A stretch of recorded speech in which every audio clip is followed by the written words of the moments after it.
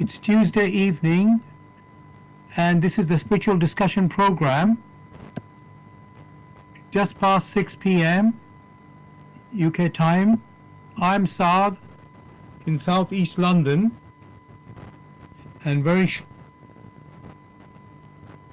shortly my colleague Greg. This is the spiritual discussion program, and the aim of the show is to introduce you to the spiritual knowledge in the light of truth, the Grail Message by Abdushin. My colleague Gregory has just joined us now. Gregory, how are you doing, and how is the weather where you are? One is fine and it is cold. Okay, I'm also fine, and it is, yes, you're right, it's cold nowadays. Trying to think for today. Yes, I'm wearing my jumper.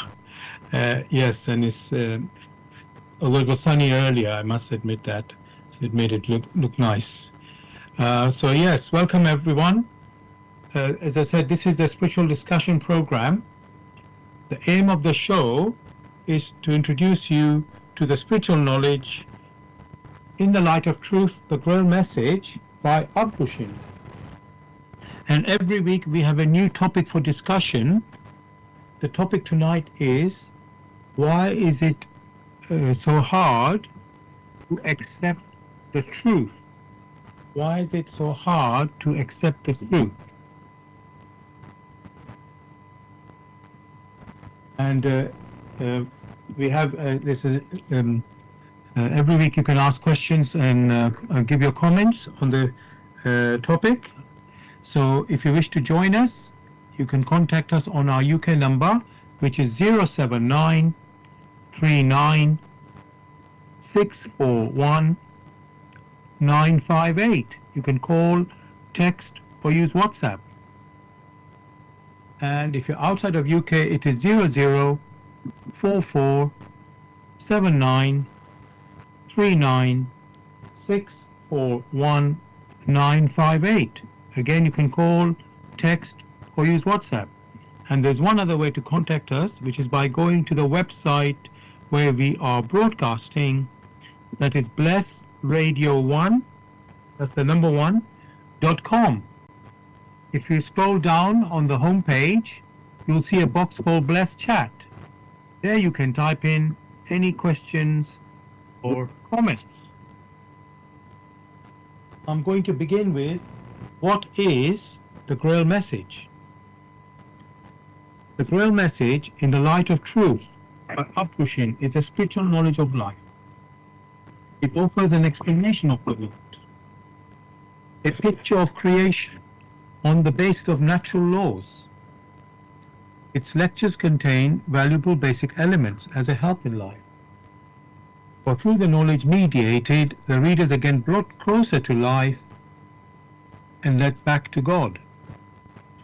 The Grail Message deals with important fundamental questions of life by explaining in a clear and logical way the automatic working of the laws of nature, the whole weaving of creation, allowing every process to be recognized, and thereby the purpose of our whole life.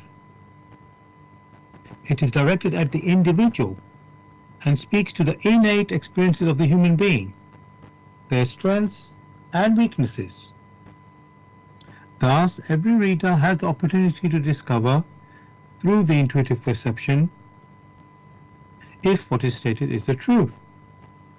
Combining with matter-of-fact reasoning, a complete world picture arises, where there is no separation between the visible world and the great world beyond the five senses, nor any separation between scientific and religious striving for knowledge. I'd like to give you a couple of quotes from the author of the Grail Message, Abdushin. The hearer and reader of my lectures should always work within himself, keenly probing and building bridges from one lecture to the other, as well as out into the great and small world happenings, Only then will he be able to understand the Grail message and find that it gradually shapes itself into one complete whole without leaving any gaps. Again and again in all the happenings, the reader will come back to the basic features. He can explain everything without having to change even one single sentence. The word of the Grail message lives so that it permits only those people who really carry the honest desire in their souls to find abundantly. All else is automatically rejected by it. For the arrogant and those who seek superficially, the message will remain the book with 7 seals. And I'd like to give you one more quote from the author. I wish to fill the gaps which have so far always remained unanswered in the souls of men, and which never leave any serious thinker in peace, if he earnestly seeks for the truth. So, dear listeners, just to remind you, the topic that we are discussing tonight is, why is it so hard to accept the truth? Why is it so hard to accept the truth? If you have any questions or comments, you can contact us on our UK number, which is 079 39 641 958. You can call, text or use WhatsApp. And if you're outside of UK, it is 0044 79 39 641 958. Again, you can call, text or use WhatsApp. And there's one other way to contact us, which is by going to the website where we are broadcasting, that is Bless Radio 1, that's the number 1.com. If you scroll down on the home page, you'll see a box called Bless Chat. There you can type in any questions or comments. As usual, I like to look up the meaning of the words of the topic in the dictionary. And so again, the topic for tonight is, why is it so hard to accept the truth? The first word there is why, and the meaning given in the dictionary is, for what, the meaning of the word why, that is, it is saying, for what reason or purpose? Gregory, what do you say to this meaning for the word why? That's simple enough and correct. Good. I thought the words in our topic tonight are very simple and straightforward. So at one moment I thought, forget about looking up in the dictionary. But then I thought, let me not run away from my tradition. So I decided to continue it. The next key word I've picked up in the dictionary is hard. So there I found 2 meanings. The first one, I must admit, that when I look at it, it seems so, how can I say, not very connected to our topic. But anyway, let us see what the dictionary says. This is what the meaning of the word hard. It said solid, firm, rigid, not easily broken, bent or pierced. So Gregory, this meaning, is that any use or relevant, useful for our discussion? That describes hard. It's a pointer, so it's also helpful. Okay. The next one, again the meaning for the word hard, it says done with a great deal of force or strength. So yes, what about this one? All these are just pointers to what hard is. Okay then. I personally will put my own word meaning. I was going to put difficult because that's what I feel is more close to the discussion that we're going to have. So what do you say about this word difficult, Gregory?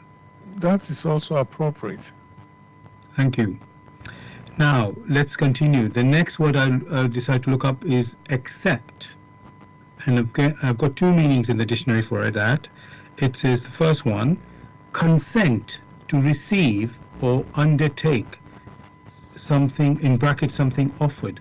So that is consent to receive or undertake. What do you say about this one, Gregory? Again, in accordance with the language, it is accepted. Okay. The next one is believe. Again, this is the meaning of the word accept. Believe or come to recognize, in brackets, a proposition as valid or correct. What about this one? If you remove the word believe, they come to recognize as valid, but it doesn't give them the framework of the validity. Okay. Okay, that's good. That's good. We will explore these things more in our further discussion. The next key word is truth, and I've got I've got three meanings given, but they seem to be using the word truth in there. So anyway, let's go for it. So this is the first meaning for the word truth: the quality or state of being true. Gregory, is that any help? One may not accept such because it's referring to itself. Okay. Okay. Unfortunately, I think every single, well, not quite. No, that the second one is quite good anyway. It says that which is true or in accordance with fact or reality. That's a better pointer. Okay. And the third one, it is a fact or belief that is accepted as true.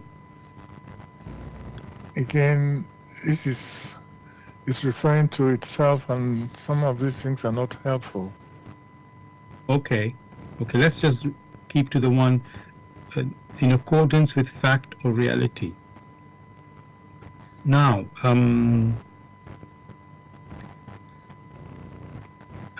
okay, I don't think let me see. You know that we are saying, why is it so hard to accept the truth? Actually, I would like to start with what is the truth, because in a way that's the foundation of before you accept the truth, you need to sort of know what is the truth. So let me ask that, Gregory. Just make sure. Yeah, what is truth, Gregory? Basically, the framework that governs all the activities in the world of matter or in creation. Let me repeat that. You're saying all that. Did you say all that governs? So the framework. The framework, yes. That governs the operations of activities in the world of matter or beyond the world of matter. Okay. Okay. I'm just trying to take that in. So it's the framework that governs the world of matter or creation, or beyond, as you said, beyond the world of matter. So what one stress is that is the framework that governs the activities in the world of matter or beyond the world of matter. Okay, I got that now. So I'm going to repeat what you said, so in a way to help me also to get the understanding. So it's the framework that governs the activities in this world of matter and beyond this world of matter. Yes. So, thank you. So yes, that is like a foundation that we are talking about. Now, so then the next question comes to my mind is, where do we find the truth? Is it like scriptures? Is it, and there are many scriptures out there, and then there's science. So the question is, where do we find the truth? In the activities in creation, therein lies the truth. Because the truth governs all the activities in the world of matter. So anything that one may wish to consider, that framework which governs it, that is the truth.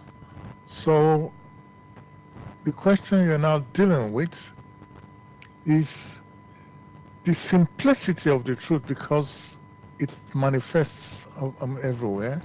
You now find that it is easily ignored. Okay. Again, I'm trying to reflect on what you've absorb what you've just said there, because let's say the concept may not be familiar with people in terms of not that we don't know that we live in this world of matter as we know. Yes, that's true. Then we're talking about the framework that governs the activities in this world. Then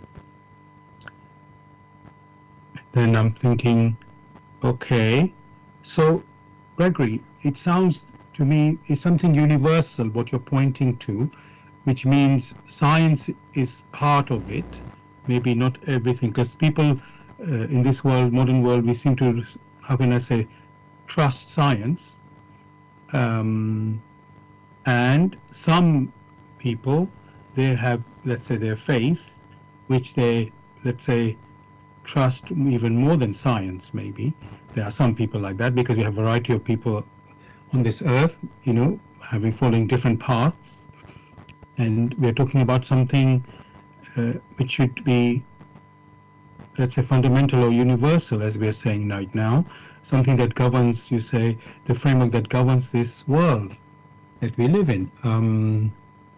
So let me ask then, Gregory, can science be relied on, something trusted, can it be trusted to, let's say, explain life? The question you should be asking is, what does science do? Science carries out investigations in the world of matter, or to be fair to science, it carries out investigations here on Earth and is dealing with the external forms. And when it investigates the external forms, is able to draw some conclusion, which conclusions are valid here on Earth, because it's able to find some repeatable occurrences which do not change. So science relies on that, because it does these physical examinations. So in that case, one should know very clearly that science does some modeling, and therefore when it has more data in its investigations, it improves on the model that it has initially. That is what science does. The question of trust is then left to the individual.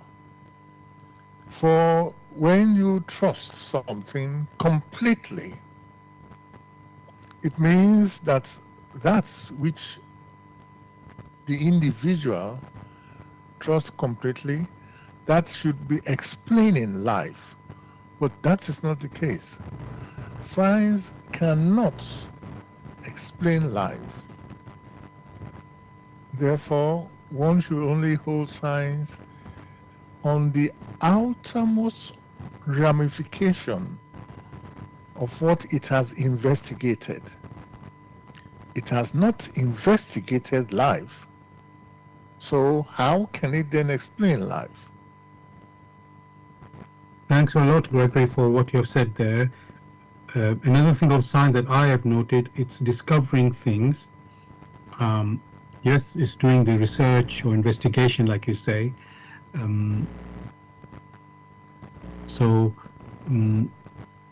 can say, let's say when we look at science, we're talking about what is there today in science. We can look in 100 years later, it will look something else than what we know now, more, hopefully more, but then that's not the end either, because it'll continue, as the research continues, the more it'll discover. So that's another aspect which is science. So not that I'm trying to say that science cannot explain things, but there's still some limitation in what we can take from science. So, as I say, not to make it wrong, but simply to to really face the reality of what this science looks at, as you said, Gregory. So it's important to distinguish these things. So thank you for that. Now, the other thing I was mentioning was scriptures, which people can call it spiritual teachings, different religion, beliefs, whatever we see out there. There are many out there, which seem to give, you could say, an understanding of this life, and this world. But it's not like science, because it's something that has been given to humanity. As we know, these teachings are all over the world.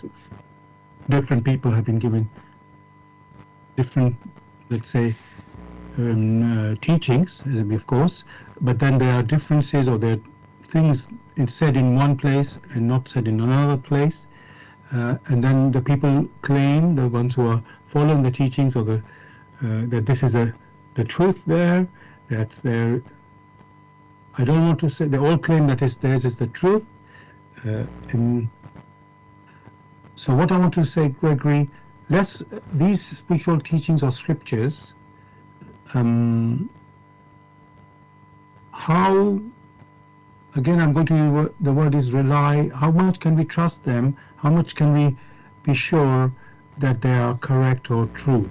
Because people claim they're giving us the truth.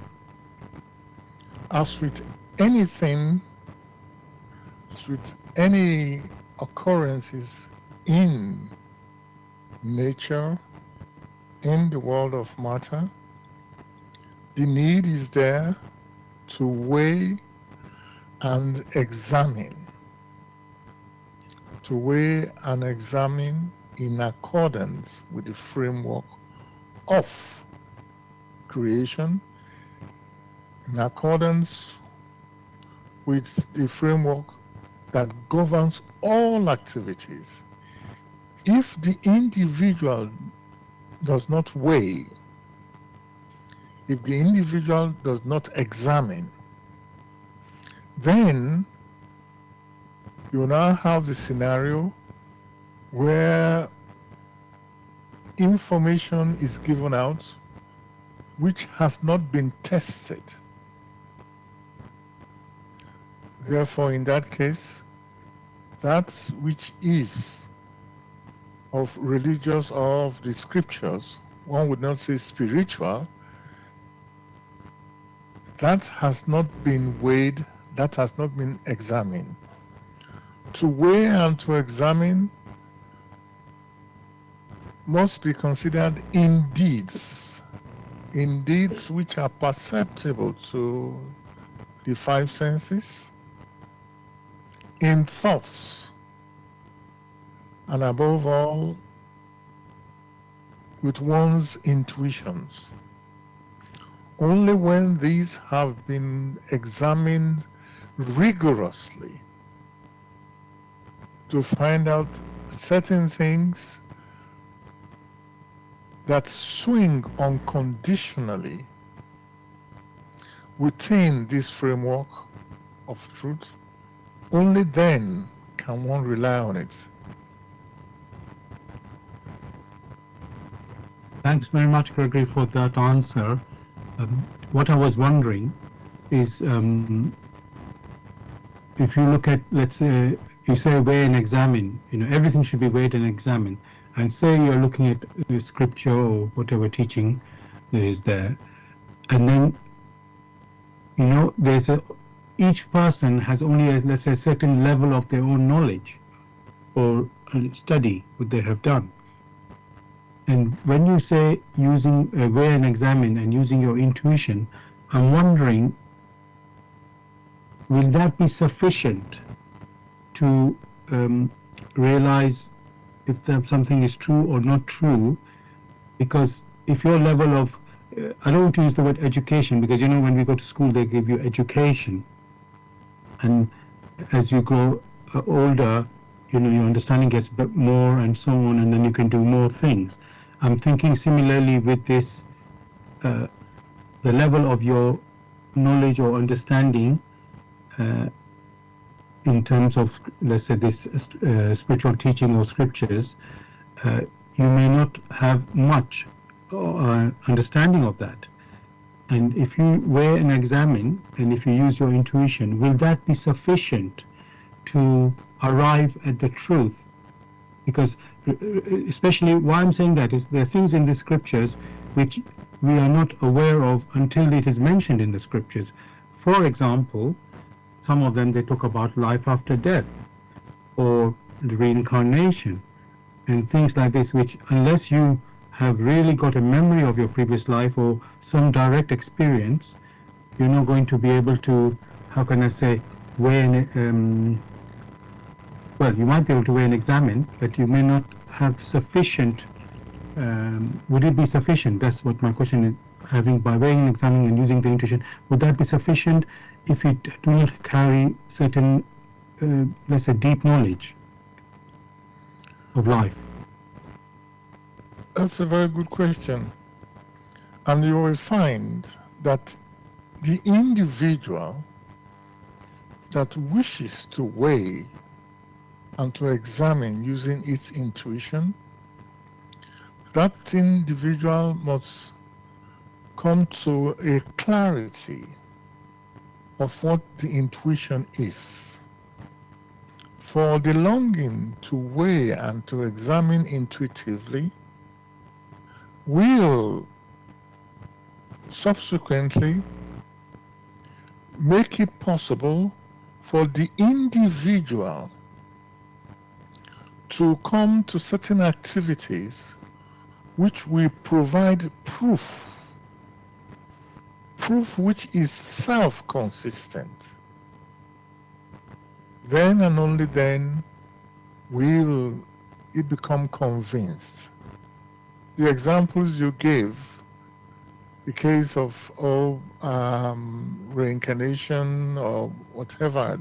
Life after death. Life after death, that in itself is a no-brainer, because you will find that many an individual wish to find out what happens after the death of the physical body. If only many had, at the initial stage, examined what they themselves have already experienced. That means they have experienced birth.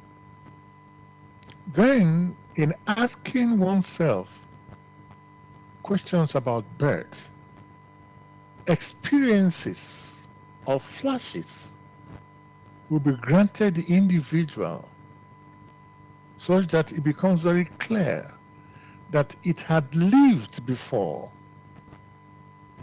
Could be in one place or the other. For some of these facts may be made available to the individual, some in dreams, some in moving to certain areas which they find very familiar. And there are so many things which are made available to the individual. And in that case, once that individual has investigated enough why it has come here on earth, or in his investigation, it finds it has lived before, then it becomes clear that before incarnating, he himself or herself was somewhere, according to a certain maturity. Now is on earth to further experience. And therefore, once it has experienced and has departed, the physical body falls apart subsequently after death. And that which had lived before returns to where it came from. That means so-called ethereal realm. So it is the order of investigation that really matters. the individual must strive to know where it is coming from. Only when you have a good idea where you're coming from, will you then start preparing where you're going.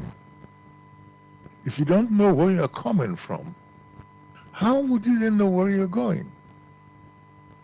See, that has been the problem for many.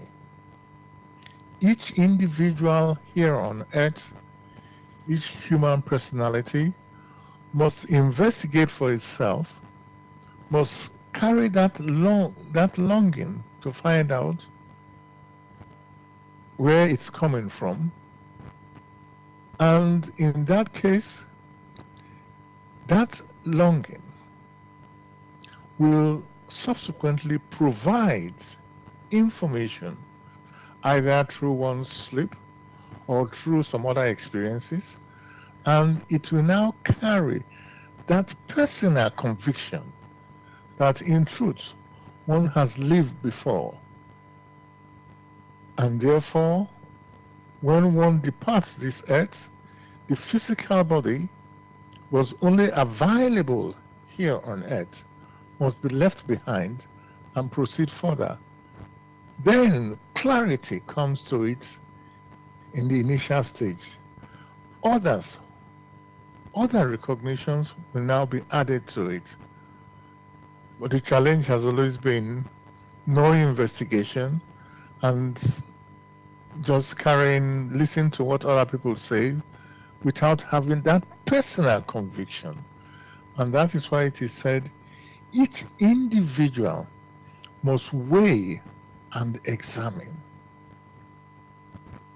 Thanks a lot, Gregory, for this answer and picture you're painting for us. In fact, you were basically moving on to my next question almost straight away when you came to the end of your answer there. And I'm going to come to that in a moment. And before I do that, I want to let the listeners know you're listening to Bless Radio, and this is the Tuesday evening spiritual discussion program from 6 p.m. to 8 p.m. UK time. The aim of the show is to introduce you to the spiritual knowledge in the light of truth, the Grail Message, by Aprushing. And if you wish to know more about the Grail Message or want to get a copy of the Grail Message for yourself, you can go to this website, which is www.grailmessage.com. I'll spell that. www.grail, Grail, message, MESSAGE.com. And the topic that we're discussing tonight is, why is it so hard to accept the truth? Why is it so hard to accept the truth?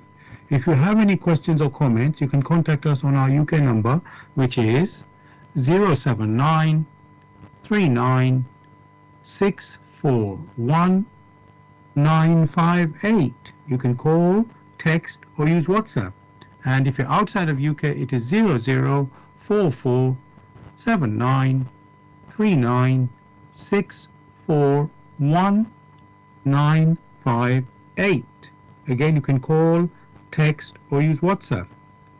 And there's one other way to contact us, which is by going to the website where we are broadcasting, that is blessradio1, that's the number 1.com.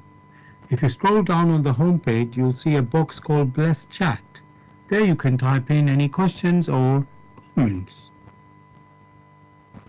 And we are also broadcasting on YouTube. Go to youtube.com and type in the search box Bless Radio 1, that's the number 1 there, space, Grail Message, space, the topic for tonight's show, which is, why is it so hard to accept the truth?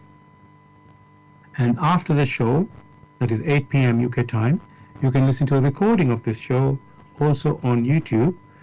Again, you need to type the same words in the search box in YouTube, that is Bless Radio 1, that's the number 1, space, Grail Message, space, why is it so hard to accept the truth? And of course, you can listen to the recording of our previous shows also on YouTube. Thirdly, we are broadcasting on Zeno, that's ZENO .fm /radio/bless radio 1. That's the number 1 there. Now, Gregory, as you were virtually going to answer my next question, which is slipping my mind suddenly. Okay. Yes, so we talked about weighing and examining using the intuition. And then we said, what if you don't have a deep knowledge of this life, life after death, reincarnation? You may not even have heard of reincarnation, but then you said there will be things in our life we will be, I could say, having questions, and when we reflect on those things, maybe we'll get an answer through dreams, through other experiences, and so on. It's not that we have to rely on the scriptures to give us everything. And every experience is meant to, you could say, awaken us. So I got that. Now, I'm trying to remember where I was trying to go to the question. Let me see. Okay. Yes, it's now. Okay, sorry. Yes. What I was realizing. Sorry, excuse me. We need to have like an attitude or an approach to, you could say, to open ourselves to receive this, to know if something is true or not true. And of course, we pointed out about intuition, but I was thinking another thing, Gregory. What about, how can I say, humility? Because that is, I would say, one of the necessities that, to give some, you could say, some surety that you're genuine in your questioning and receiving the answers. If you think you know it all already, then obviously I don't think that's going to help you. So I was going to ask you, Gregory, yes, we should weigh and examine. Yes, we should use our intuition. Is there some attitude we have to adopt, or way of being that we must have for us to, let's say, to be able to see the truth or find the truth? Whoever wishes to weigh and examine must start with the first step, because the journey of 1,000 miles starts with the first step. That means you keep it simple. You're not going to all of a sudden start running or start flying, jumping through all sorts of obstacles. The individual must take the first step. That is, keep it simple. The challenge many have is, as soon as some urge strikes them to weigh and to examine, they do not keep it simple. They wish to find answers to everything in the shortest possible time. And before long, you will find that the individual becomes very confused, and before long withdraws. So that concept of purity or of simplicity or that attitude, that is necessary. The individual must not carry too much load. If you consider a question as a form of load that needs to be carried from one place to the other in order to understand it, you do not wish to have too many questions, because doing that, you are unable to articulate these questions effectively. But should the individual start with a very simple question in simplicity, then there will be simple reciprocal activity which the individual can easily make use of. If, however, that individual asks 50 questions or 100 questions and each one has a response, how is that individual going to coordinate all these things? It will confuse him. But with the first step, you take the first step and you weigh it very carefully. You examine it very thoroughly. In the process of doing that with the first step, the individual then opens up, such that by the time he or she takes the second step, he is prepared internally to be able to grasp what the responses would be. If, however, he hasn't examined thoroughly in the first step and wishes to jump way ahead, then the basis for working on the evidence which is provided to the individual, that basis is not firm enough for him to stand and make use of, and therefore it will be confusion all the way. Yes, you are correct. Simplicity must be the basis as an attitude. Thank you so much, Gregory. When you were speaking there, I got these words of Jesus: become as little children, like a child. Simplicity, you said simplicity, and thinking of a child, they think in a simple way, and then, as you could say, first step, follow a one step, then the second step, in a simple way. That's the child, that's what a child does. However, when we become adults, we are not children. So we seem to become, let's say, although Jesus tells us become like children. So how can we become like children once we are adults? Because we think in a different way when we are adults.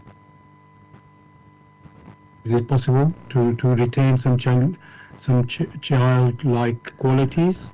Any person who wishes to learn a language,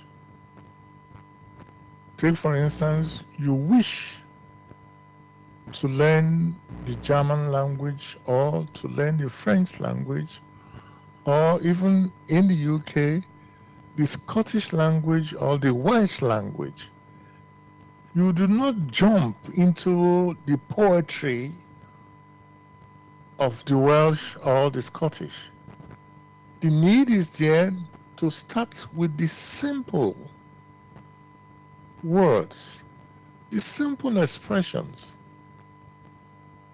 Only through that, whether you are an elderly person of 90 or you are a child of 5 years old or less than that, you still must, in learning a new language, become like that of a child by taking the simple expressions and making use of these expressions. That only means to become like little children. You would not say, because I am 80 or 90, I wish to learn the language, and all of a sudden everything comes into your head. That would be self-delusion. So become as little children is paramount, is key, because the language is there, it's always been there. It's you who needs to make use of this language. Therefore, the individual must imbibe these expressions in a step-by-step manner and become familiar to what they mean, what they express.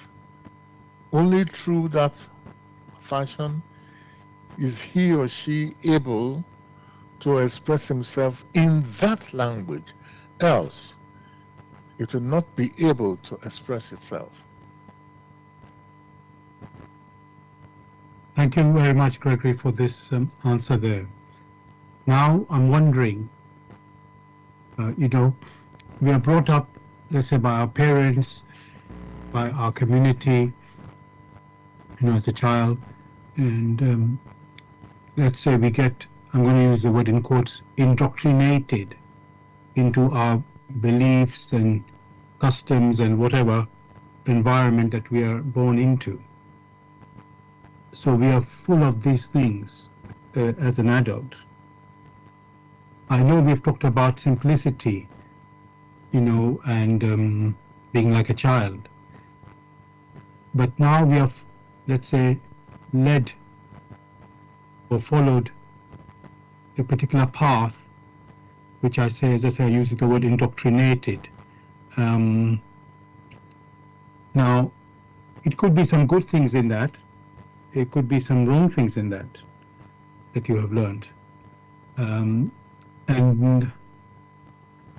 because your society or community is accepting those things, you follow it automatically.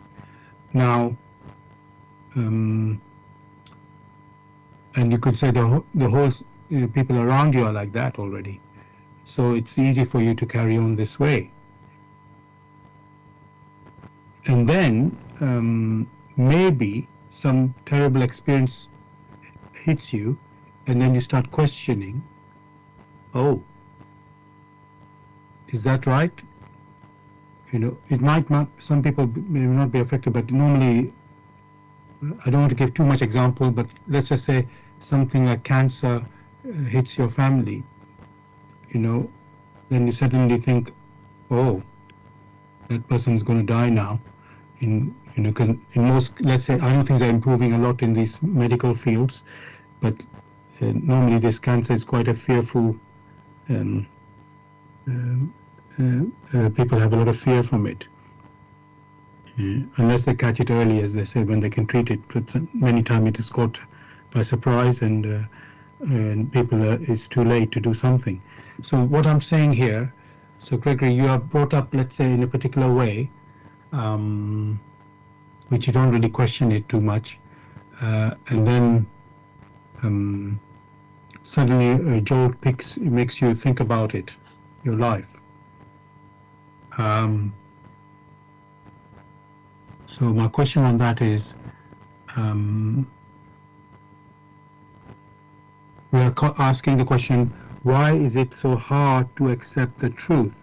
So I don't mean in this case, oh, I got cancer, or somebody in my family got cancer, and I don't accept it that they got cancer. No, but they will wonder why. That's the question might occur in their mind. How did it happen? They're not even like smoking or doing something that is unhealthy, let's say, that should lead to the cancer, but suddenly it happens. And people are wondering, or maybe, I don't know if people are wondering, if I'm honest, because everybody is a different person, and but it's, let's say, it's a shock for them.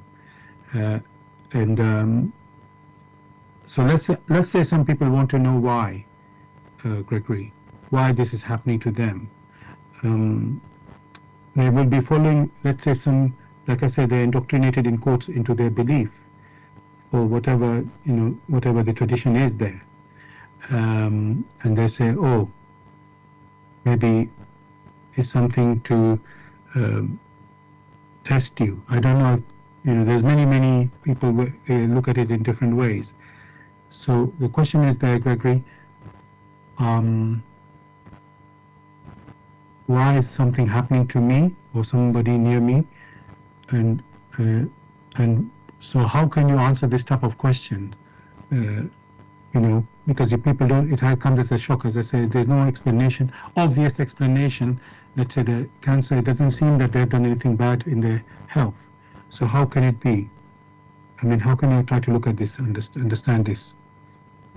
It's quite remarkable that when you consider that wealth falls into the lap of an individual, and all of a sudden, without even knowing what must have happened, he feels elated.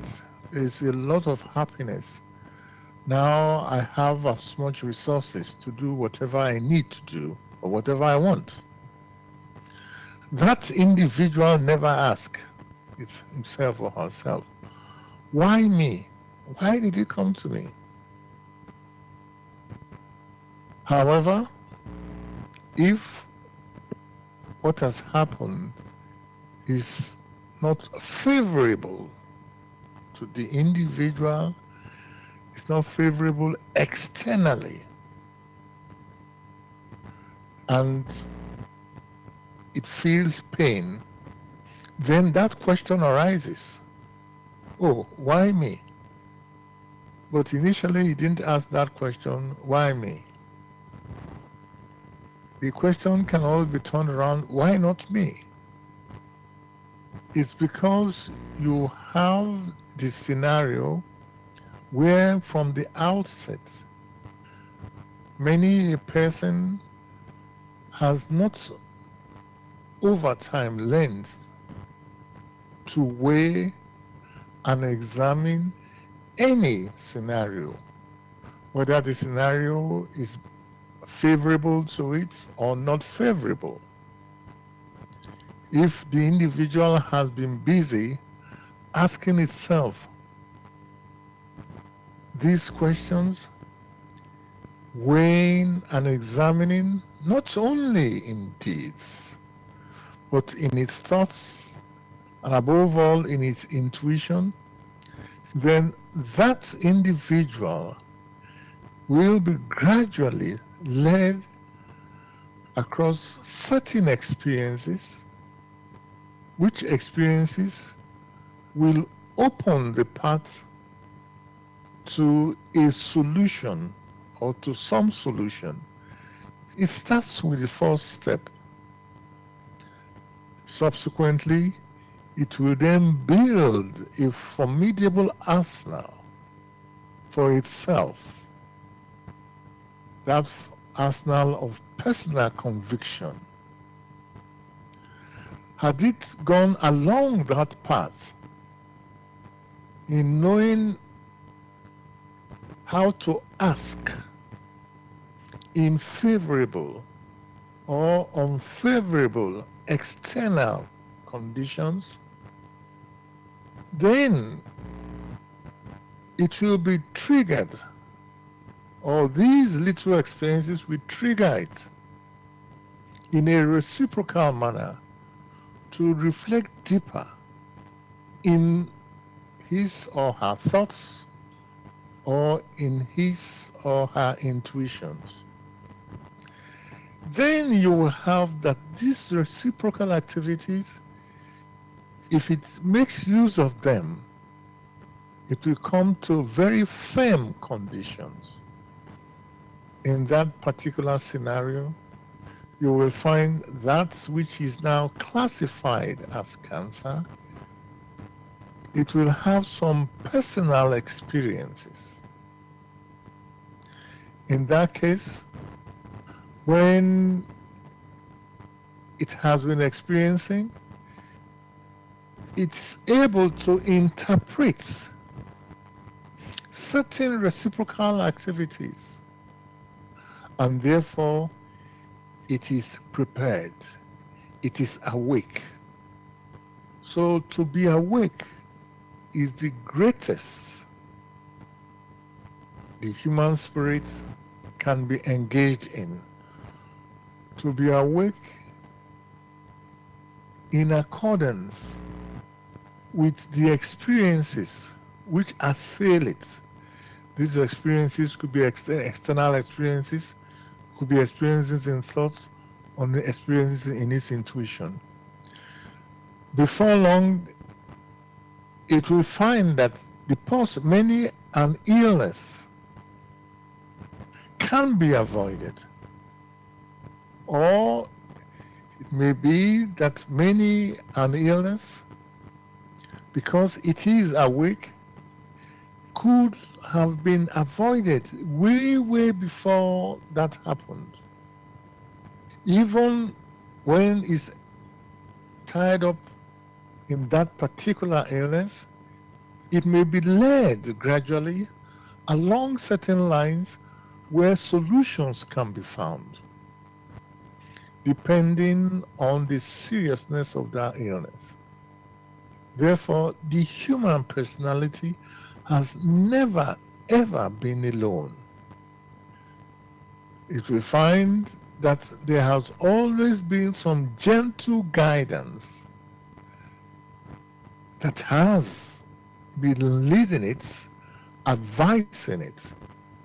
But because of personal stubbornness, or because you have the scenario where that personality is asleep, has not awakened to the experiences around it, it ignores these opportunities.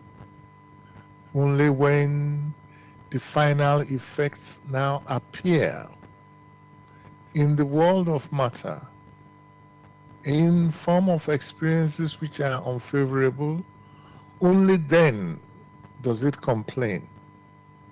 So whatever it is called, cancer or COVID or whatever many may care to call it, the human spirit must be awake. For that is the best defense. Even when it has that so-called cancer, the possibility is there for it to be led across certain paths where it will find solutions to it.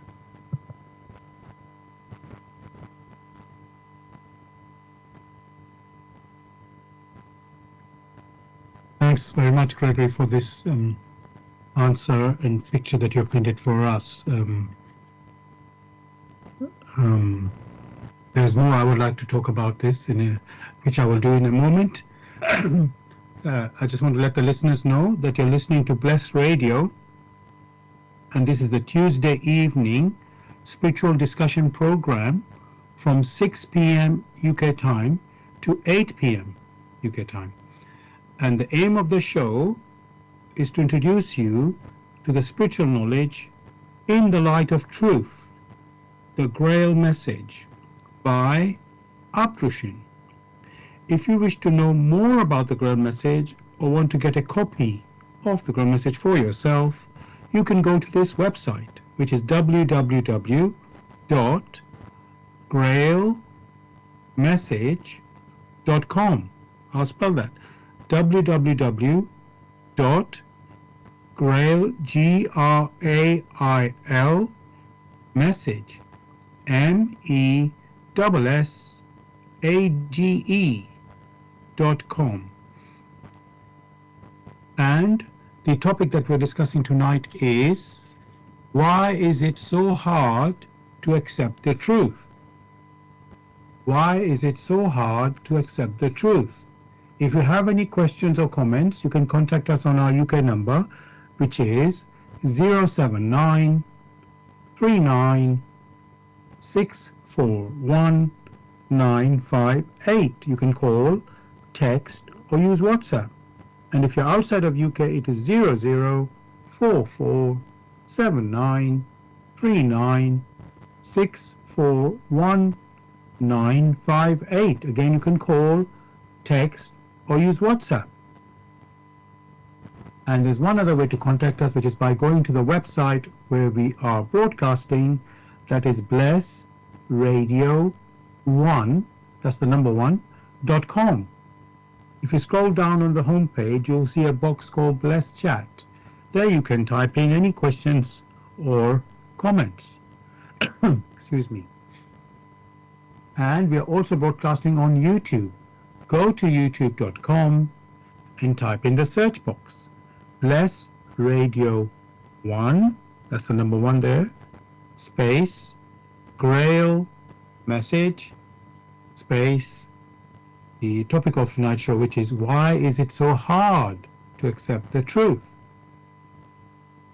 And after this show at 8 p.m. UK time, you can listen to the recording of this show also on YouTube, and you write the same words in the text in the search box of the YouTube, which are Bless Radio 1, that's the number 1 there, space Grail Message, space why is it so hard to accept the truth? And of course, you can listen to the recording of our previous shows also on YouTube. Thirdly, we are broadcasting on Zeno, that's ZENO.FM /Bless Radio 1. Let me get that right. Sorry, Zeno, it's ZENO.FM /radio and then /Bless Radio 1, and that's the number 1 at the end again. Now, Gregory, I've been thinking, I'm sort of going forward and backwards in my sort of reflections on this topic, and I'm trying to imagine people where they stand, where they are now, and for example, we talked about this cancer happening to someone who's living supposedly healthy life, and it's a shock for them when they find this news, thinking, how can it happen to me? And you said, oh, why not me? Okay. And then I think the point you're trying to make there is, well, when somebody is wealthy or earning good money or whatever, that's a good things are happening. No, they don't question why it's happening. Only when the bad thing happened, then they start wondering, oh, why me? And when you think and just reflect a little, you say, well, you're living. You don't question about too much on that. When things are going well, as I say, when things are not well, you certainly question it, as if something different has happened that was not happening before.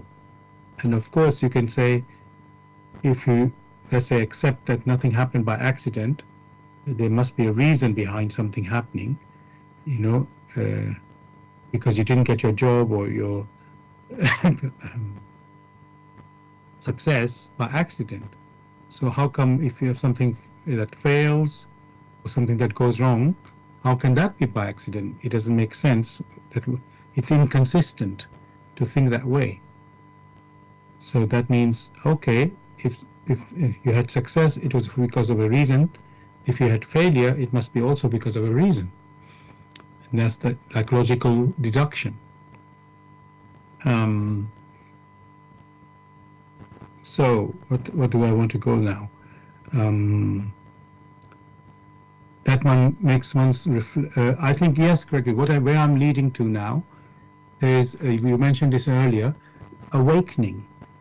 It means if there's a journey of awakening going on, it means that you were not awake before.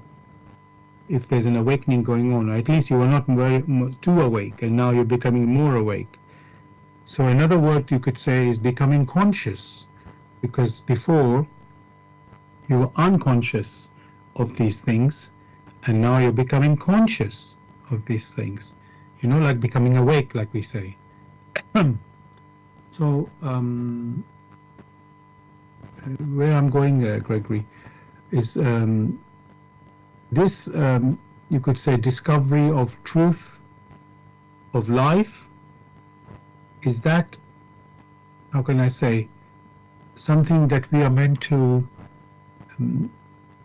already know, like from the beginning, or is it something we are meant to discover So that's what I'm asking. Is this life meant for us to discover? Because there are things that we don't know, and then there's things that we do know, or let's say we find quickly, but then there's things that we don't know. So is this journey of life meant to, how can I say, make us like a conscious of life?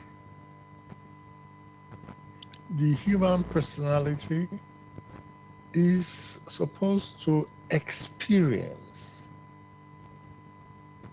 To experience, which means to allow what has happened or what is happening, to allow the external impressions, those external impressions, to sink in through the frontal brain and to its inner core, which is of the spirit.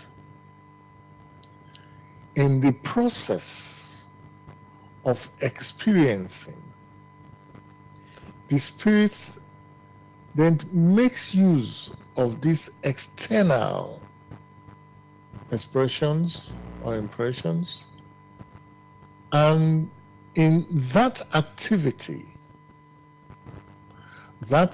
in motion, it becomes gradually conscious, and subsequently it knows how to respond to these challenges. In that case, it becomes self-conscious.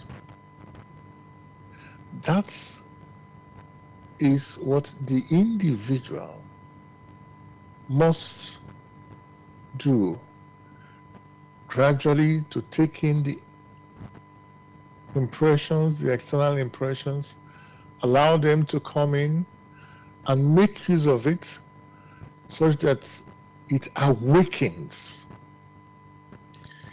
If the individual does not permit these experiences to get to the spirit, then the spirit is asleep because it's not conscious enough. And if the spirit is asleep, how will it know how to make use of these experiences? Therefore, the spirit must be awake. And to be awake only means to experience and make use of these experiences that it has gathered. Only then will it move from that state of consciousness to self-consciousness. In that case, whatever now assails it in its path, it's likely to know the origin, and it's likely subsequently to find a path it needs to follow in order to bring it happiness and joys.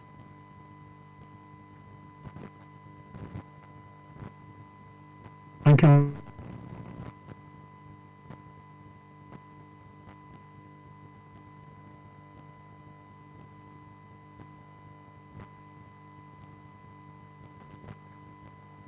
You're on mute. Sorry, I was talking. Thank you, Gregory. While I want to say thank you, Gregory, for what you were sharing there about the story of the human beings experiencing, coming to consciousness, to self-consciousness. It's a journey, and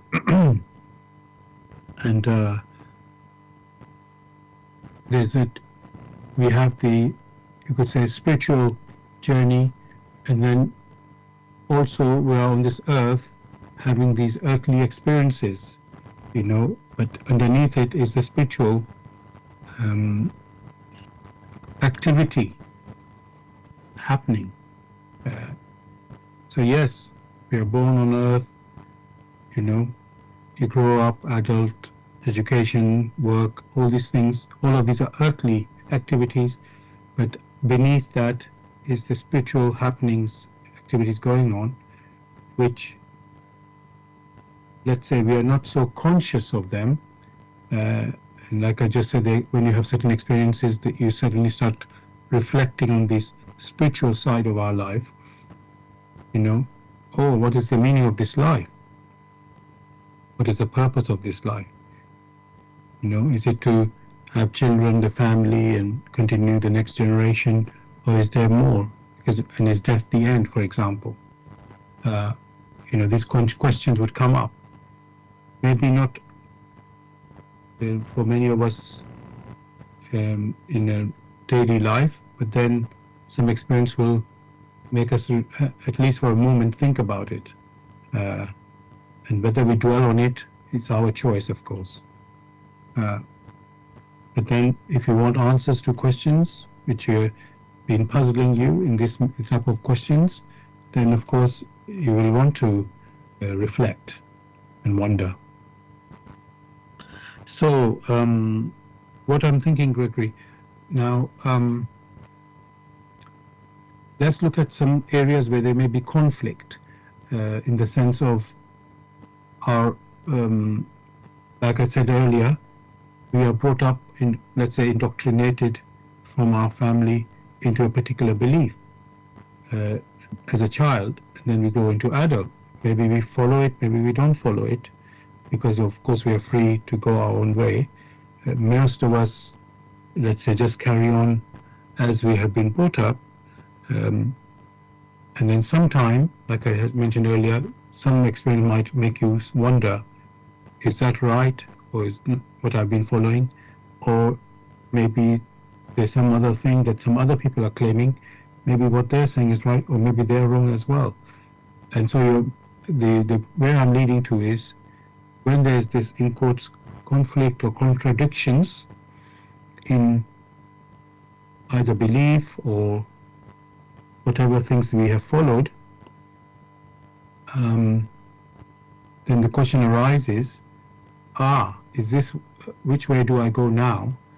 How do I know what I'm doing is right, or somebody else is, what are they doing right? So this is where we come to. And the question, what I'm saying, Gregory, is we're saying the topic is, why is it so hard to accept the truth?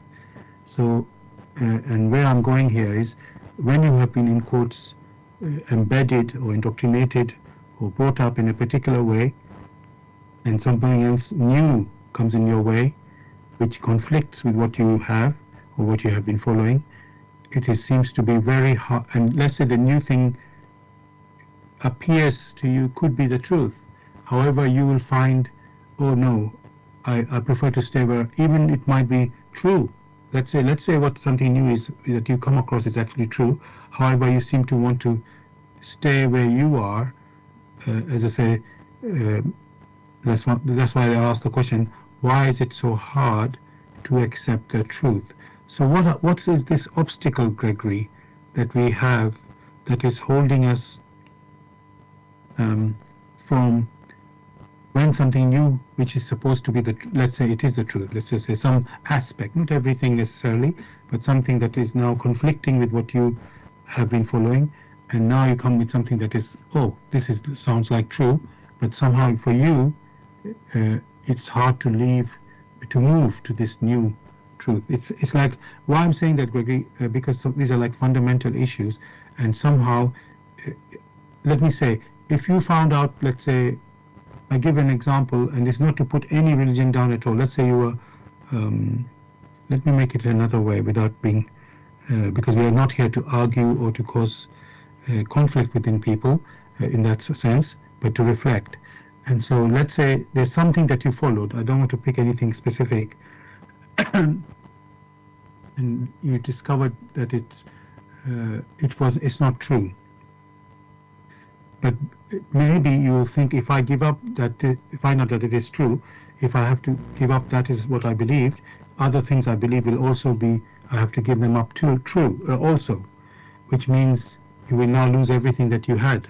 So, Gregory, why is that hard to accept the truth in this type of scenario I'm showing you or talking about?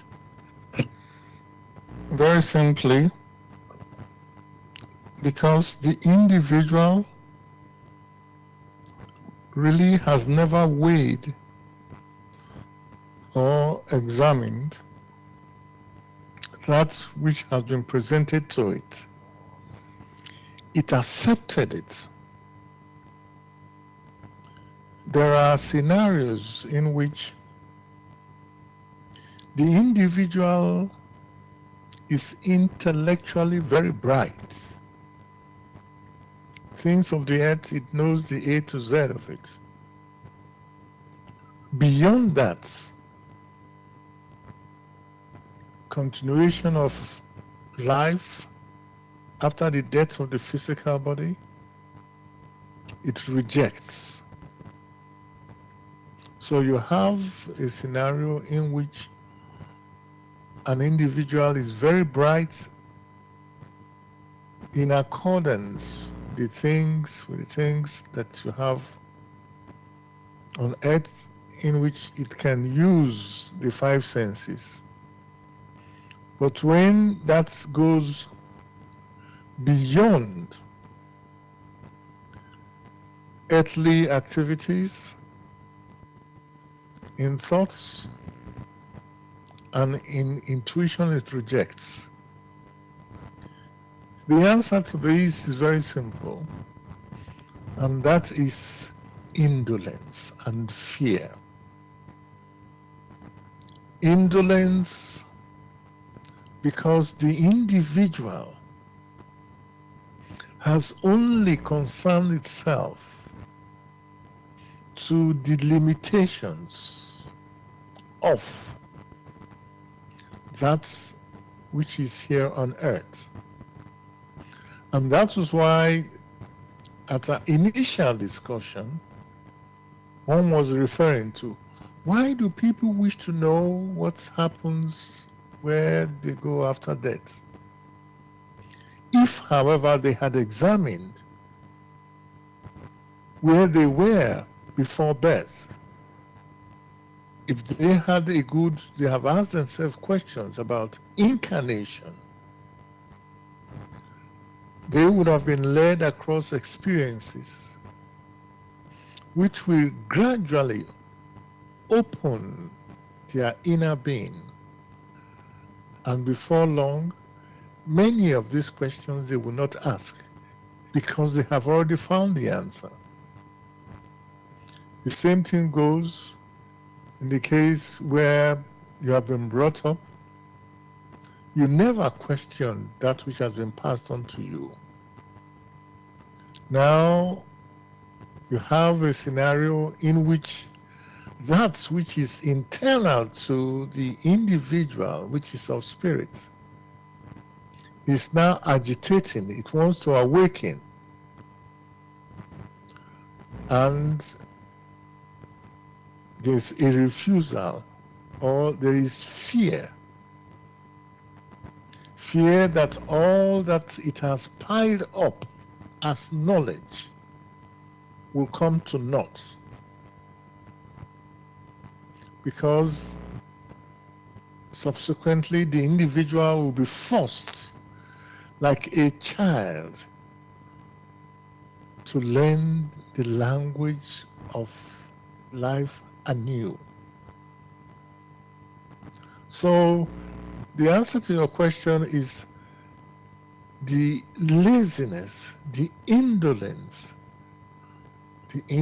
of the spirit, because it is not austere enough.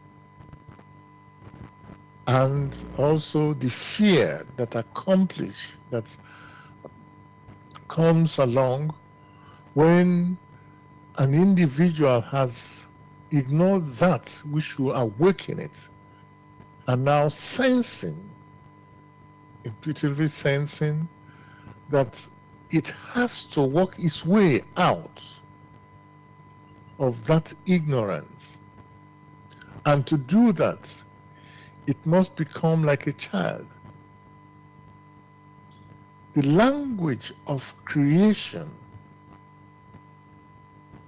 can only be learned by whoever makes the effort, not only the external efforts or the efforts in thoughts, but also efforts in spirit. And the individual must always start as a child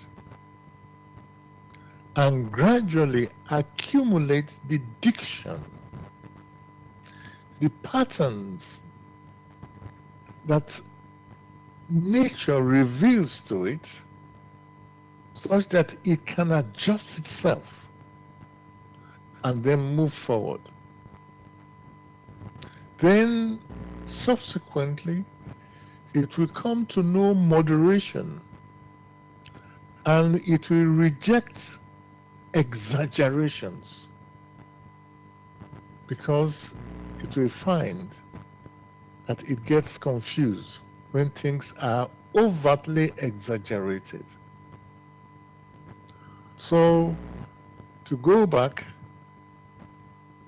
you find the case of a spirit, a human personality, not bestirring itself enough, and subsequently the fear that accomplishes that personality that has not bestirred itself enough. It's like what happens in school. When you have not done your homework, which was given in school, because you are lazy or you were engaged in other things, when it's now time to go back to school, fear will arise. Simply because it means you have to give an account. And that is what many a person never wishes to do. That is why you have, it's now become very difficult for many to awaken.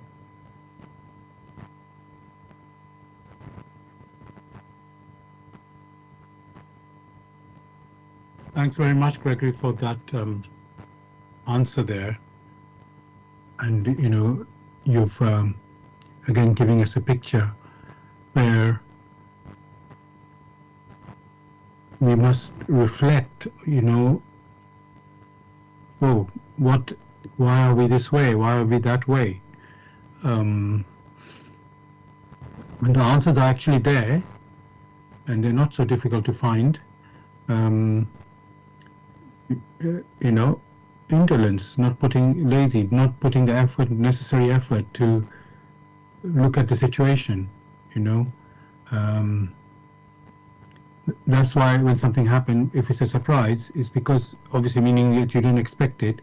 Why didn't you expect it? Because you didn't reflect on it or thought of it beforehand, you know.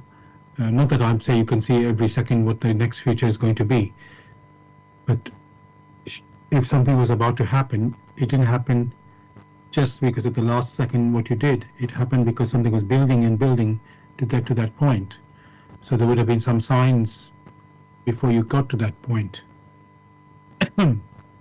like a warning. As you said earlier, Gregory, yes, people do get cancer, but it doesn't mean that is inevitable that was going to happen. There could have been some warning beforehand which could have avoided that result. You know, it's not that it's all fate has been set, that this is the only thing that's going to happen now for you. No, things can be changed before that happens, or it will not happen if you are awake to it.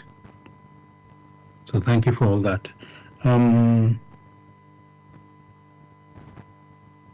Now, Gregory, I wanted to ask, we have talked about life after death or touched upon it.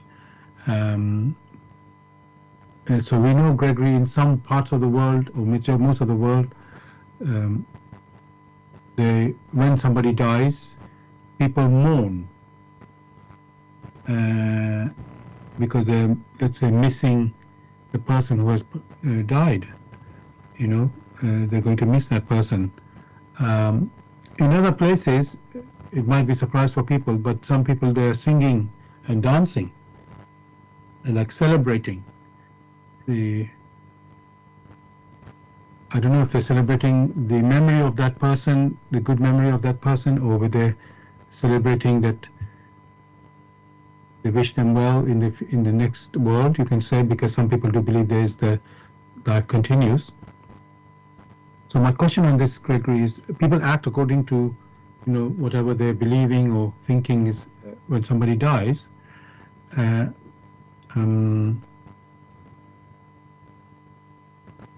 So I'm going to ask here.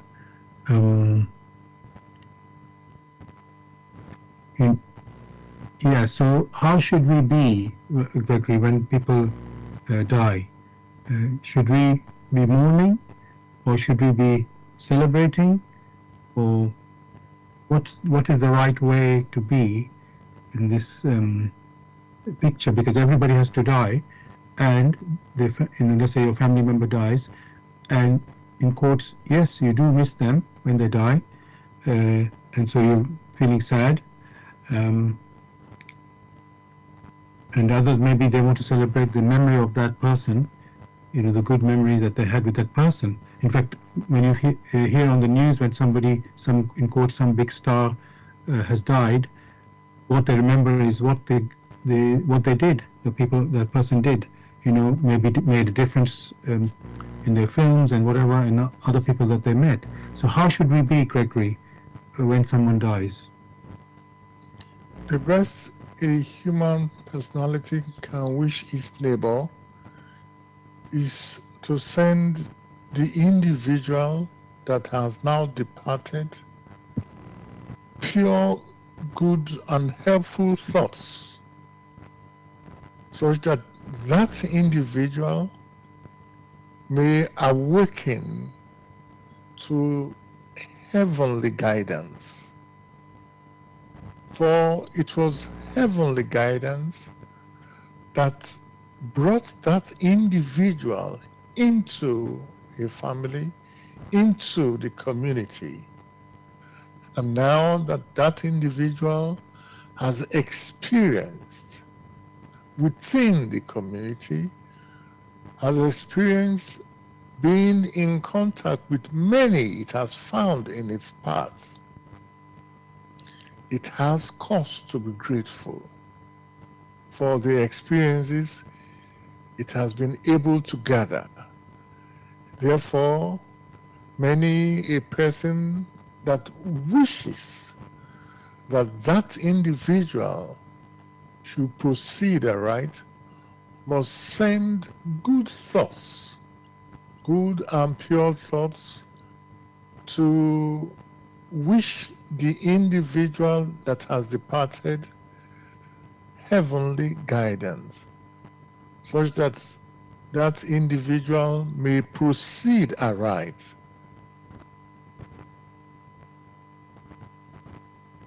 Thank you very much, Gregory, for this answer. I've got actually a load of other questions to ask you, but before I do ask them, I just want to let the listeners know that you're listening to Bless Radio, and this is the Tuesday evening spiritual discussion program from 6 p.m. to 8 p.m. UK time. The aim of the show is to introduce you to the spiritual knowledge in the light of truth, the Grail Message by Abdrushin. If you wish to know more about the Grail Message or want to get a copy of the Grail Message for yourself, you can go to this website, which is www.grailmessage.com. I'll spell that. www.grail,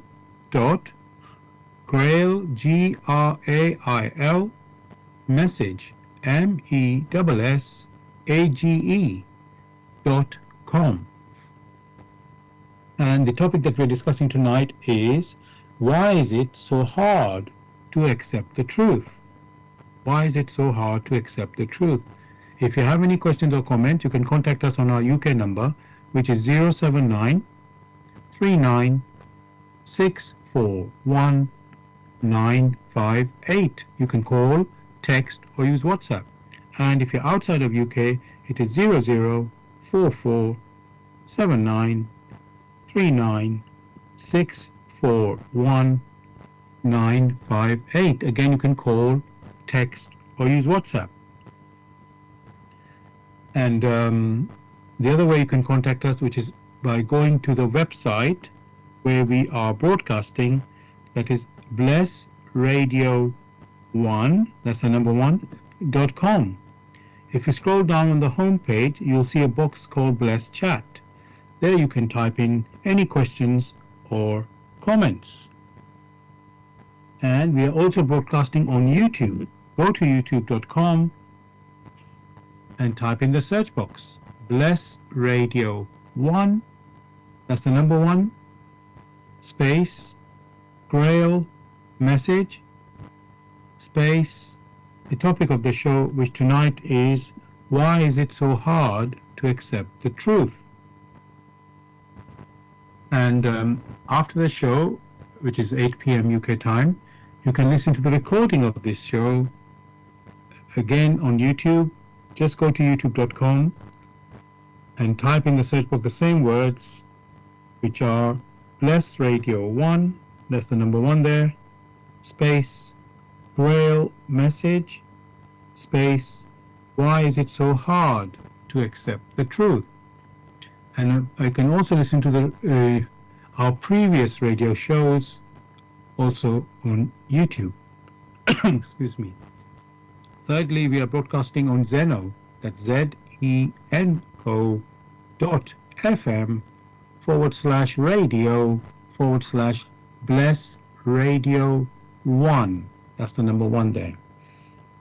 Now, Brady and listeners, I would like to look at certain sort of beliefs and certain concepts within these beliefs to, let's say, because I'm sort of like to make us think about them, to reflect about them, and see if they make sense or they don't make sense, you know, because people follow these things and start making conclusions from these things. And of course, if it's a mistake they're making or wrong assumption they're making, then guess what? When the reality hits them, they'll get a bit of a shock about it. And where I'm going here is, we've been talking about life after death, which is common to many faiths and beliefs. But what they say about it in these things are a little bit different. And of course, unless you are in the beyond now, you would not really be able to confirm, right, that this is what is happening there. But let's look at them. So one of them, which is in, let's say, Buddhism and Hinduism, is similar. It is, they believe that there's a so there's a, we know there's a, on this earth, they say there's, we call it reincarnation, a cycle of birth or rebirth, I should say, and there's the effect of karma and death happening. And what's, let's say in Hinduism and Buddhism, they believe that this has, there's a point where, let's say in the beyond, where you can leave this, escape this cycle of birth or rebirth and karma and death. And also, they are free of desire and suffering because of leaving this karma and death. In Buddhism, they call it nirvana. That's part. That's one of the words. In Hinduism, they have other words for it. I just want to start with this, Gregory, and listeners, and there's a little bit more further I would like to explore. So, and I know that there are other teachings which talk about heaven and hell. So I'm not going to put that in this, take into account at this moment. I just want to look at this alone as just to think logically and reflect on it. So Gregory, so we all know we have been living on this earth, and at some point we die. And as I say, in this Hinduism and Buddhism, they say they want an end to the cycle of birth and rebirth, and you will reach a place where there will be you will be free of desire and suffering, and they say you lose the sense of self, so you're no more a self. So how can that happen, I would like to ask? Strictly speaking, the challenge for many of these teachings is that they have not considered the proper framework for the activities in life, here on earth or hereafter. For to consider the activities and also based on the free will of the individual, one must come to the fact that the individual soul or the individual human spirit, that is what is referred to as the self, is always in motion.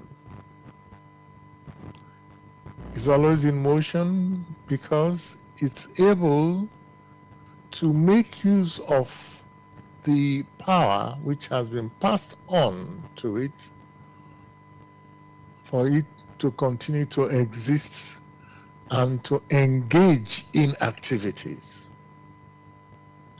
So whilst it is here on earth, it is in motion.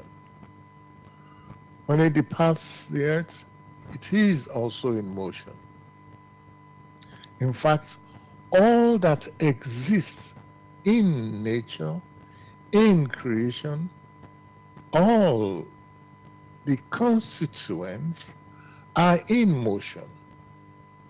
Therefore, it is fair to say that motion is a law in creation. There are basically very few aspects that need to be considered. For any motion at all can be reduced to that in which the end of the motion flows back to the beginning, and that in which the end does not flow back to the beginning. That in which the end flows back to the beginning is referred to as a reciprocal activity. That is a feature of that motion in which the end flows back to the beginning. Therefore, all individuals are subject to this motion. Another feature is that knowing that the end flows back to the beginning is more like an attraction of that which is homogeneous. That is why it flowed back to the beginning. So from one basic feature, one can already see that there are two laws which have accrued from this here on earth or hereafter. So even when the soul departs, is also subject to these laws. First, the law of reciprocal activity, and secondly, the law of the attraction of homogeneity, which many will call homogeneous species. There is the other aspect in which the end does not flow back to the beginning. that gives the strongest impression of heaviness. That which is heavy, which is dense, sinks, and that which is light or lighter floats. When one considers that these are preserved, that these features hold for the human personalities here on earth or hereafter, then one can already see that when there's a strong desire within the human personality in which it has sown a seed which it needs to redeem here on earth, it will come back to redeem it. If subsequently it has woven its threads in such a way that it has learned the necessary lessons here on earth, then it has lost that desire to be compelled to have another earth life. In that case, it will not return to the earth, but will move on to the next higher possible state where its maturity is homogeneous to that place which it now belongs. Therefore, gradually, it will keep improving on itself until it returns to its origin that it left as an unconscious germ, as an unconscious spark, and now, having become self-conscious through its experiences,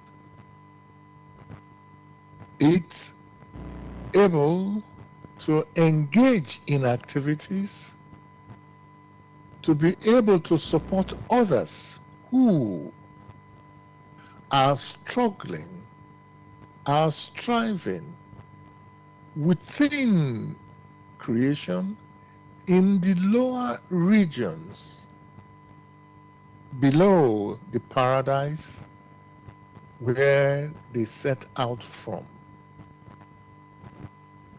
In that particular case, it's able to send streams of good thoughts, of intuition, to assist many others.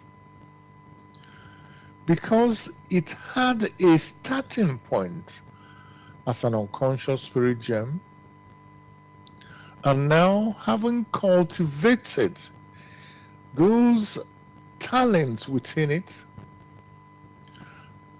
cultivated the talents and has become self-conscious and has arrived in paradise, it does not need to go back and continue experiencing, because it has matured to that extent where it knows what to do, how to swing aright in creation in support to the weavings of creation.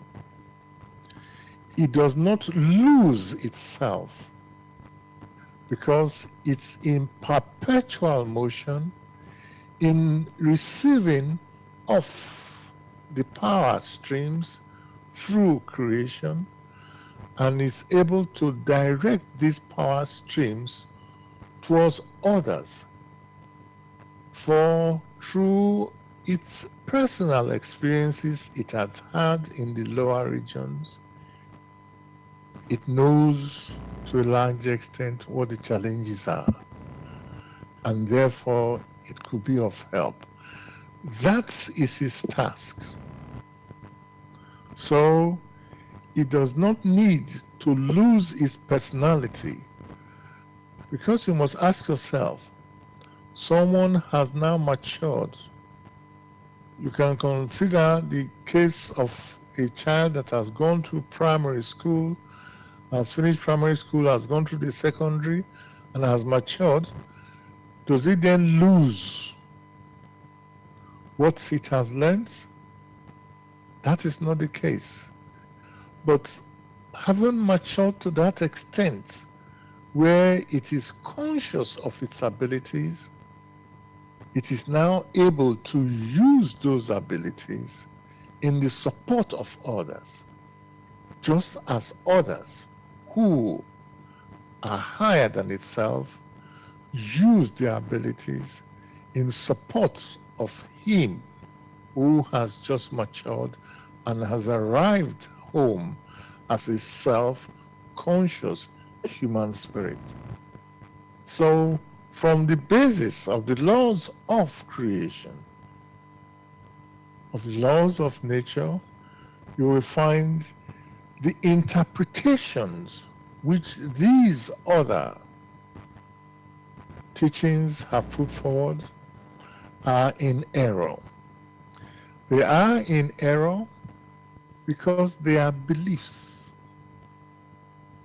But beliefs must be subjected to examination and weighing. Only then can it become something which is firm, which one can rely on. Else, one cannot rely on that.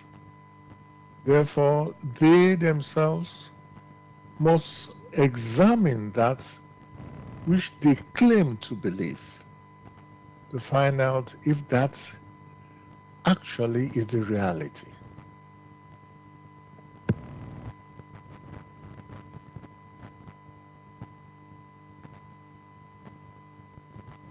Thank you, Gregory, for this explanation.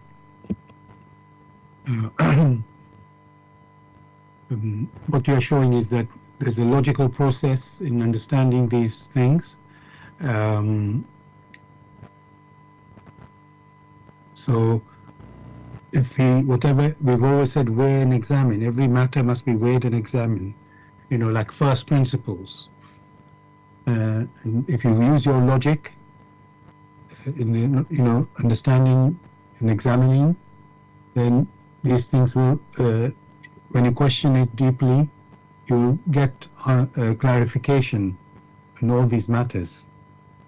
Or whatever the teaching happens to be, it doesn't matter what the teachings are, because what we know is, unfortunately, in everywhere human beings have been involved with the teaching that has come, things have been distorted by human beings, or misinterpreted even.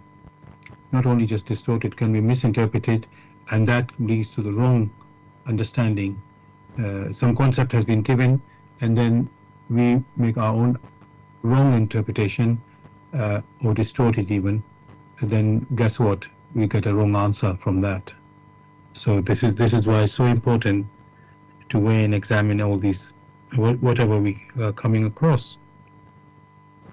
Now we just only have a few more minutes, so Gregory, I've got another point to look at, which is some again teachings or beliefs think that a man or human being can become God, or in the sense of this, because it said, some people say, we are a divine spark, and so we have like a part of God we have come from, and then it's like we have now a potential to become God. Even I have to put it carefully, when we say God, there's some of them, they call it God with a little g. So it's not necessarily the Creator, the Almighty Father that we normally refer to as God, but it can be some, let's say, high being. So my question is, Gregory, can we, and it's not only us, I don't want to get too complicated, let's just stick to human beings, because that's what our discussion is about in most cases. So can, Gregory, human beings turn into, let's say, gods or even God, something like that, as part of their development? Such notions come about because the persons do not yet understand what divinity is or what spirituality is. And even in spirituality, they cannot picture it aright. Therefore, one must say that that which is divine has always been there. Has always been there from the radiations, from the natural radiations that stream from the source. That which is spirit only came through creation. So we have creation, and then we have divinity. The human personality has gone through a process to become first conscious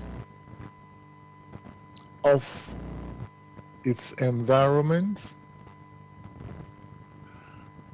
and subsequently becoming self-conscious. So it is dependent on the power that streams through creation. That which is dependent cannot be the creator, because it depends on the power that streams through. Therefore, one must dismiss that which many hold, that the human personality, which is in creation, can now become a creator. That is completely out of the question. However, one must advise that to get a much deeper and clearer picture, the individual who is seeking must strive to examine the work in the light of truth. First, to know or to come to the consciousness of what light is, and subsequently the self-consciousness of what light is, and also to come to the consciousness of what truth is. That means to awaken to the truth, and subsequently to the self-consciousness of what truth is. That is afforded the individual in this work, which is now referred to as the Grail Message. There, all that the human personality needs to mature is granted. Thanks a lot, Gregory, for that answer. And as Gregory's pointed to, for proper, let's say, deeper understanding, we refer you to the Grail Message. Now, I want to let the listeners know we've come to the end of the show tonight on the topic of why is it so hard to accept the truth. I hope you've enjoyed the discussion and found it interesting. I want to now finish by reading from the foreword of the Grail Message, which is titled, For Your Guidance. The bandage falls, and belief becomes conviction. Liberation and redemption lie only in conviction. I am addressing earnest seekers only. They must be able and willing to examine this matter objectively. Religious fanatics and irresponsible enthusiasts may hold aloof, for they are detrimental to the truth. As for the malevolent and prejudiced, they shall find their sentence in the very words. The message will strike only those who still carry within them a spark of truth and the yearning to be true human beings. To all such it will become the shining light and star. It will lead them unswervingly out of all the chaos of the present-day confusion. The following word does not bring a new religion, but is intended as the torch to help all serious listeners or readers find the right path, which leads them to the longed-for height. Only he who bestirs himself can advance spiritually. The fool who uses extraneous aids for this, in the form of ready-made opinions of others, only walks his path as if on crutches, while ignoring his own healthy limbs. But the moment he boldly uses all the abilities which lie dormant within him, awaiting his call to help in his ascent, he is employing the talent entrusted to him in accordance with his Creator's will, and will easily overcome all obstacles that seek to divert him. Therefore awake. Genuine faith lies only in conviction, and conviction comes solely through an inflexible weighing and examining. See that you are truly alive in the wonderful creation of your God, Abrushin. Dear listeners, if you wish to get more information on the Grail Message or want to get a copy of the Grail Message for yourself, you can go to this website, which is www.grailmessage.com. That's www.grail, message, message.com. Gregory, is there anything you'd like to say to the listeners to say goodbye? Wishing listeners a beautiful week ahead. Thank you. Same from me, listeners. Have a beautiful week ahead. We'll be back as usual next Tuesday, 6 p.m. to 8 p.m. UK time with another topic. Good night and God